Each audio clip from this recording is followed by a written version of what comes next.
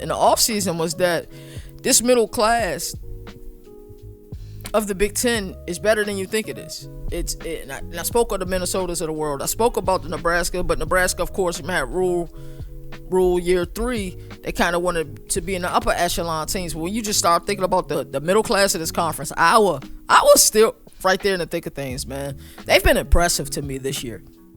They won that Iowa State game. I think a lot of us are looking at Iowa really differently than we're looking at them now. But I just think that's the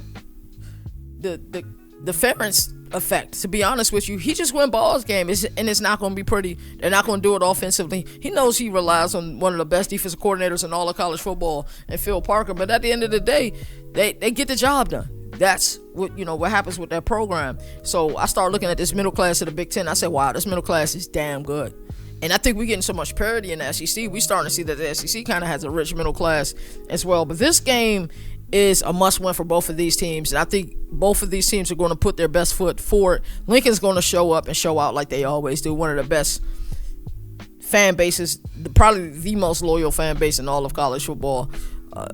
They're just loyal fans, extremely loyal fans. But let's get into this game. And I think growing up, a lot of you guys knew I was a huge Nebraska fan. They had like Tommy Frazier, Lawrence Phillips, then it graduated to like Amon Green. They had Corey Schlesinger, really good to Eric Crouch was a quarterback. Had really good teams, and I think where a lot of my love for the team fell off is when Bo Pelini was let go, and I don't think they've been the same since. They've gotten spark.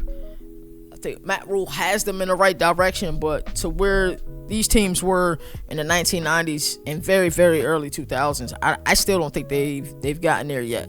So, really interesting matchup here. USC does lead this all-time series 5 games, and they do have one tie. And let's go ahead and look at let's look at these head coaches. Lincoln Riley, he has his team at 5-2. Really angry with the way that Notre Dame game ended last week, and for all of the taking up for Lincoln Riley, I do, because people are very critical of Lincoln Riley. They're not fans of him. A lot of people that I trust, people that I respect, I respect their opinions 100%, but they're just not the biggest Lincoln Riley fans. And then he just has this stupid call. They were moving the ball. They did struggle a lot in red zone play against Notre Dame, but then they called the reverse pass in the rain, bro.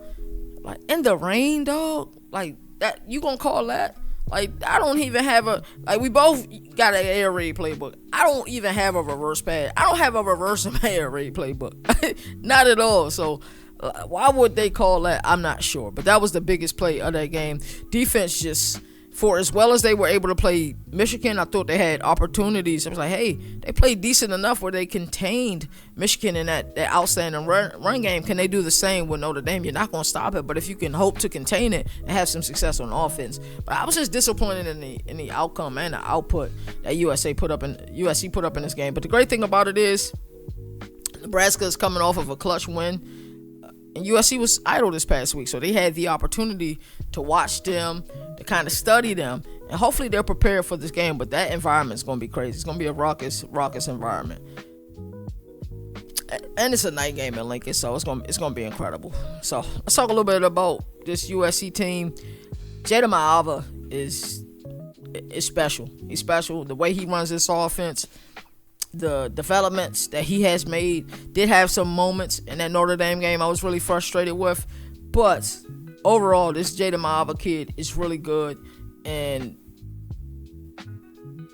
I'm interested to see what happens with Lincoln Riley next, as far as what quarterback he end up getting next. Let's talk about Nebraska. They're 6-2 on the season. Dylan Raiola has been special. We did see them in a game against Minnesota just get really beat down.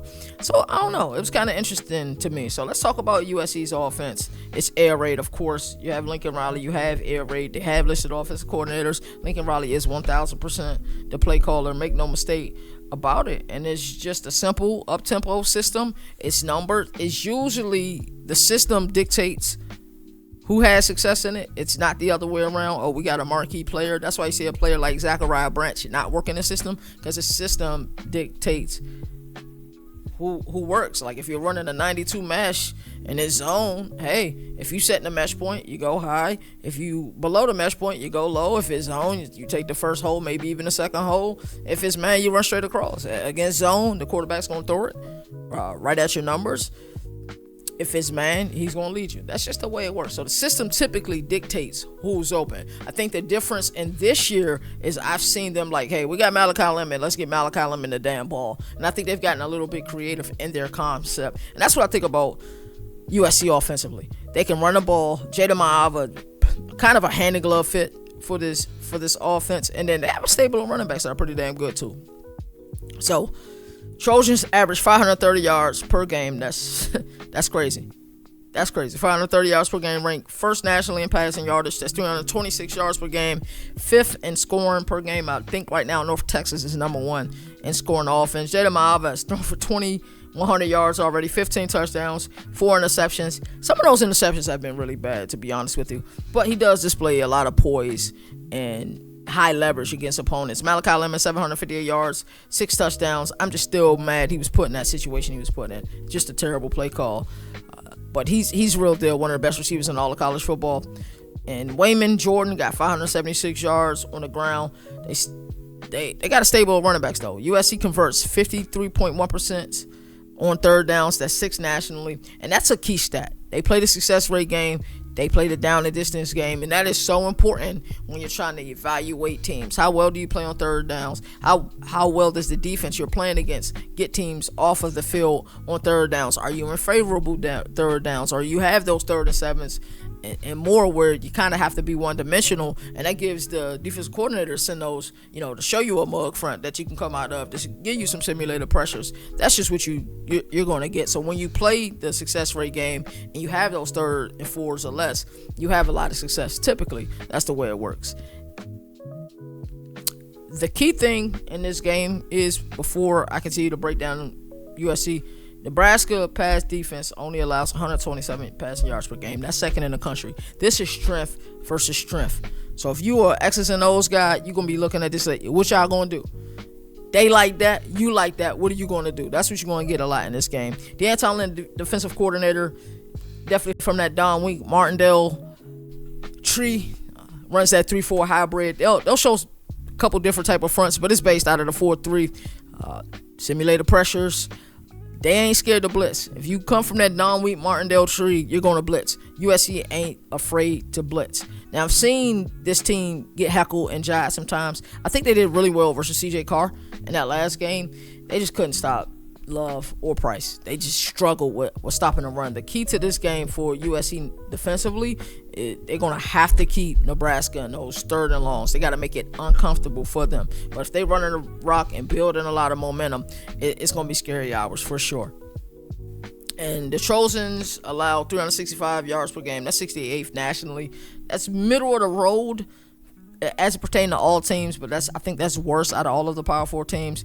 But they do rank 2nd in red zone defense, and you saw that at times in the Notre Dame game. They're a bend but don't break team, and when you look at what USC was defensively a few years ago versus now, you see the gradual progression under D'Anton Lynn. You see it. If you watch the games, you see it. So let's talk about this Nebraska team real quick. Love what Matt Rhule has brought to this program. I didn't like, and I said this before and I'll say it again, I didn't like, you saw this glow on him when he was talking about Penn State, and he couldn't help it. I mean, that's where he met his old lady, with his wife. I don't got to call her his old lady. That's where he met his wife, and you can see him reminiscing about it. And in that moment, he's the head coach for the Nebraska, but it's the human element, that the emotional element. You can see him like just dreaming about going to Penn State. Like, you got a job to do here, bro. So this is, if you want to go there, this is your opportunity. Show you can win here, and then you'll definitely get a job there. Dana Holgorsen has been essential to Dylan Raiola's growth. He's only a sophomore. This kid does have a lot of poise. That's what I like about Dylan Raiola. I think sometimes he tries to make too many plays, and I know you want your quarterback to do that. You want your quarterback to be able to stand in the pocket, deliver with a lot of pressure, be able to take those hits, also be able to make those off-script plays. I get that 100%. But it's okay for drive incident kick, whether that is point after touchdown, whether it's a touchdown, whether it's a field goal, whether it's a punt. You're not turning the ball over. 6 interceptions through this part of the season, not terrible, but it can improve. It can definitely improve. He does have 1,900 yards, 17 touchdowns. I ain't mad at it at all. Emmett Johnson, really effective, 837 yards and 9 touchdowns on the season. And Isaiah Hunter has 5 touchdowns and 525 yards to add as well. So they do play with a great deal of balance. I've seen this team play some really tough teams. They gave Cincinnati their only loss. I've seen games where Nebraska looks really good and they're highly efficient, and I've seen games where I was disappointed. Their offense disappointed me, even though they won it, and it's no moral victories. You guys know that's one of our mottos, as well as being the home of the 1%ers. But I don't know. Their offense kind of died after halftime in that Cincy game. So be interesting to see. And in Minnesota, they just couldn't get it going. Dylan did make some flash-worthy plays, but other than that, as far as we talking about consistency, they just couldn't get it going. In all honesty, Nebraska, I really like this defensive of unit. John Butler is their defensive coordinator. He'll use a multiple front, and this defense is playing outstanding. They're 13th in total defense. They average 285 yards per game. That is outstanding at the collegiate level. Second in pass defense. We talked to you about that earlier at 127 yards per game. That's crazy. Granted, it is in the Big Ten. No diss at the Big Ten. It's a slower game of college football. You can watch a Big Ten game and know you're watching a Big Ten game. A lot of these coaches like to play the percentages. They like to. Lincoln Riley is probably the only anomaly to that. Dan Lanning plays really aggressive too. They're not afraid to run a ball, and they're not afraid to win a possession game either. The time of possession game, that is. So Nebraska's defense is outstanding. They will be tested. Number 2 unit in the country as far as putting points on the board and passing offense that's coming to town. So it's going to be real interesting. So Nebraska defense, like I said, they are outstanding. And the only complaint I have about this Nebraska defense is they're a little friendly at giving up run yards. We saw them lose a game to Michigan because their defense couldn't stop the run at all. That's the only thing I have to say about this team. But this team against the pass is outstanding. I think USC will have some opportunities to run the ball this game, and hopefully that sets up the pass defense, the passing game for UCLA against this top-tier passing defense. Let's look at some advanced metrics. Yards per play, USC 7.1. The average is somewhere around 6.2. Typically for good teams, USC is at 7.1. They'll tell you they intend to score on every play. The Hal Mummy theme of throw as short as possible to a player that can score as often as possible. Hal Mummy is the creator of the air raid offense. They live by that. They 100% live by that. Nebraska average is 6.1. Stay right there at the average. Turnover margin, USC plus 4. Not bad. Nebraska plus 3. Third down conversion rate. We talked about how great USC is converting on third down, 6% in the country. And Nebraska's at 41.2. That's 57th in the country. Middle of the road. But when you're just looking at the Power 4 teams, that's not good. That's not very good at all. Red zone efficiency, Nebraska's at 86.5. That's 59th in the country. USC red zone defense at 54.5. They're second. So now we've identified a weakness on the offense, Nebraska in the red zone, but a strength on the defense of USC, who plays that DeAnton Lynn bend don't break defense. So you've identified some strengths, not bad at all. You identified a strength for USC, but a weakness for Nebraska.